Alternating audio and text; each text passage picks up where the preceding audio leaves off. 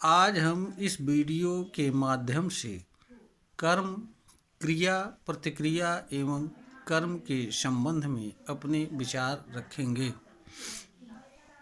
मनुष्य जो ही कर्म करता है उसका प्रभाव दूसरी चीज़ों पर भी पड़ता है।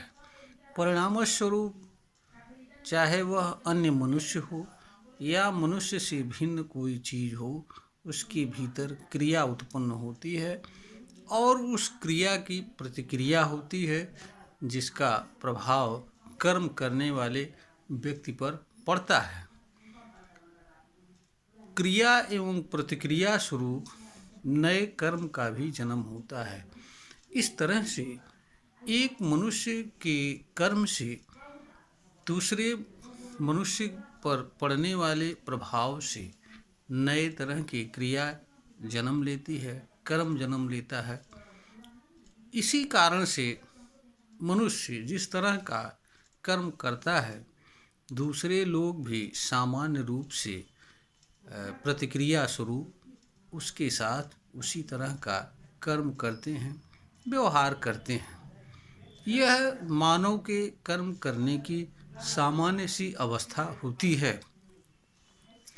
विशेष परिस्थिति में या अज्ञानवश या स्वार्थ के कारण या किसी बदले की भावना के कारण या किसी विशिष्ट उद्देश्य की पूर्ति के कारण रूप मनुष्य द्वारा किए जाने वाले व्यवहार से भिन्न व्यवहार और कर्म भी करते हैं। यह भी मानव समाज में आए दिन होता है और मानवीय व्यवहार में इस तरह की चीज़ें घटित होती हैं।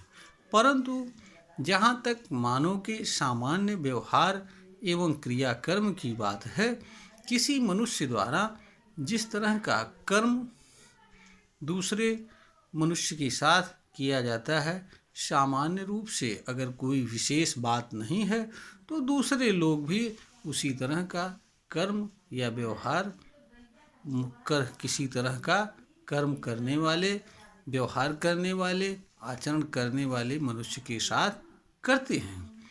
अगर मनुष्य का कर्म अच्छा होता है तो लोग उसके साथ अच्छा बर्ताव करते हैं।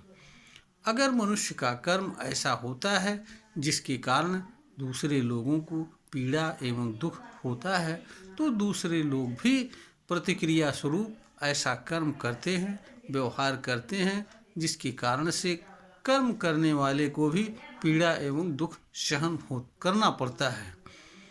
इस प्रकार से यह स्पष्ट है कि अगर कोई मनुष्य अपने कर्म से स्वयं को पीड़ा दे तथा उसके कर्म से दूसरों को पीड़ा एवं तकलीफ हो और प्रतिक्रिया स्वरूप दूसरे लोग उसको कर्म के माध्यम से या व्यवहार के माध्यम से या किसी अन्य तरीके से पीड़ा एवं दुख का देने का कार्य करें, तो यह हमारे समझ से किसी भी मनुष्य के लिए या यह कहिए कि संपूर्ण मानव जात के लिए उचित नहीं होता है। क्योंकि कोई भी मनुष्य कर्म करके किसी तरह का पीड़ा एवं दुख सहन करने के लिए जन्म नहीं लेता है। मनुष्य को जन्म इस धरती पर जीवन जीने के लिए मिला होता है और यहाँ पर जीवन का अर्थ सुखद जीवन से है। इसका कारण यह भी है कि मनुष्य के पास इस धरती पर न केवल जीवन जीने के अवसर एवं साधन ही है, बल्कि उसके पास सुखद एवं शांतिपूर्ण जीवन जीने के अवसर और साधन भी हैं। मनुष्य को सुखद एवं शांतिपूर्ण जीवन जीने के अवसर एवं साधनों को जीवन भर आवश्यकता होती है। मनुष्य को जीवन भर कर्म करना होता है। कर्म एक ऐसा साधन है सुखद जीवन जीने का, शांतिपूर्ण जीवन जीने का, जो मनुष्य के पास जीवन भर उपलब्ध होता है। इसके लिए मनुष्य को अलग से कुछ करने की आवश्यकता भी नहीं होती है। सिर्फ और सिर्फ उसे अपने कर्म को करते हुए जीवन जीना होता है।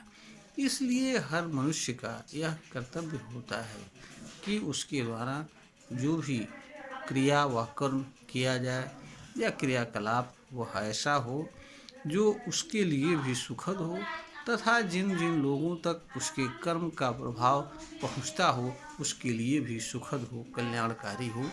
इसी में संपूर्ण मानव जाति का और किसी तरह का कर्म करने वाले व्यक्ति का भी कल्याण है।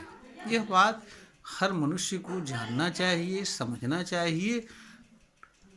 इसी में मानव जाति का कल्याण है। यह वीडियो ज्ञानवर्धन हेतु बनाई गई है, प्रेषित की जा रही है।